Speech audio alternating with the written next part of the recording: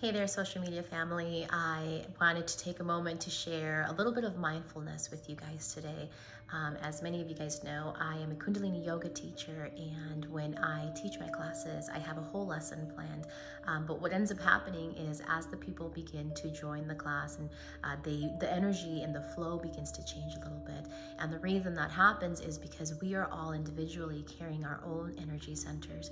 We're all going through our own individual journeys and struggles. And so when a lot of people get together in a space for healing, the environment begins to create a beautiful energetic bubble to be able to facilitate healing for everyone that is surrounded. And as I begin to tune into these energies and this flow, sometimes my class changes. And so yesterday I had an amazing class.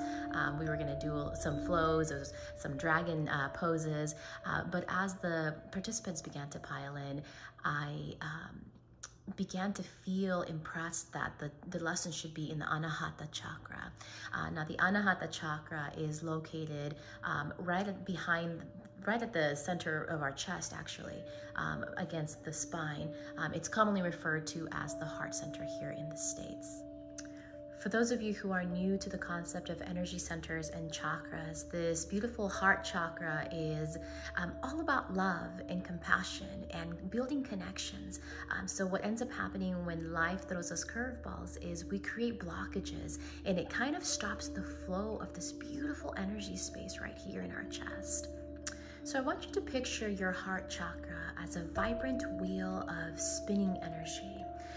And so when this is having a healthy flow and it's flowing freely, you feel love and you feel harmony with yourself and with others. But when this particular energy center is blocked, you might experience an increase of feelings of loneliness, resentment, anger, frustration, or even a difficulty in connecting or forming connections with yourself and with others. So how do we identify if our heart chakra is experiencing blockages? Now, the first step is self-awareness, and it's taking a moment to do an inventory of our emotional well-being. Are we finding it difficult to forgive somebody, or are we struggling to have self-love and compassion for the mistakes of ourselves and others? These are all signs of possible blockages in our heart centers and our heart chakra. Now let's talk a little bit about what we can do to restore the flow in this beautiful energy center of our heart chakra. And one of the easiest ways that we can do this is by expressing a technique called practicing gratitude. And so we take a few moments each day to acknowledge and to appreciate all of the love and the beauty that is already in our lives. It could be something as simple as a warm cup of coffee or a tea in the morning, or a smile from a stranger, or that wonderful fuzzy feeling that we get from a text from a friend.